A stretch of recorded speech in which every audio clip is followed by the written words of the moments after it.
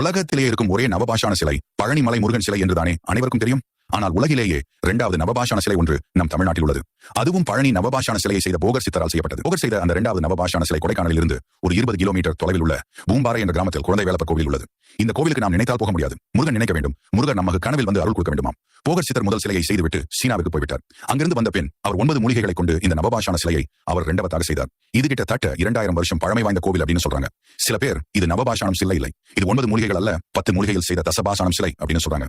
சித்தர் இந்த சிலையை செய்த பின் அவர் எதிர்பார்த்ததை விட அதனுடைய சுட்டுத்தன்மை மிக கடுமையாக இருந்தது. இவ்வளவு சுட்டுத்தன்மையை கொண்ட சிலையை பொது இடத்தில் வைத்தால் ஏதேனும் நடந்துவிடும் என்று எண்ணி 15-20 டிகிரி வெப்பம் இருக்கும் கொடைக்கானலில் உள்ள பூம்பாறை கிராமத்தில் வைத்து பிரதிஷ்டை செய்ய முடிவு செய்தார். இந்த சிலையில் அபிஷேகம் செய்யப்பட்ட பொருள்கள் பல நோய்களை தீர்க்கும் மருந்தாக உள்ளது. அது மட்டுமல்ல, இங்கே ஒரு முறை சென்று வந்தாலே குழந்தை வரம் கிடைத்துவிடும்.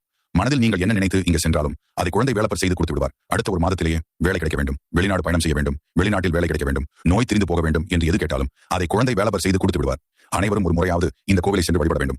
இந்த கோவிலுக்கு நீங்களும் விரைவில் போக வேண்டும் என்றால் கமெண்டில் வெற்றிவேல் முருகனுக்கு அரோகரா என்று சொல்லி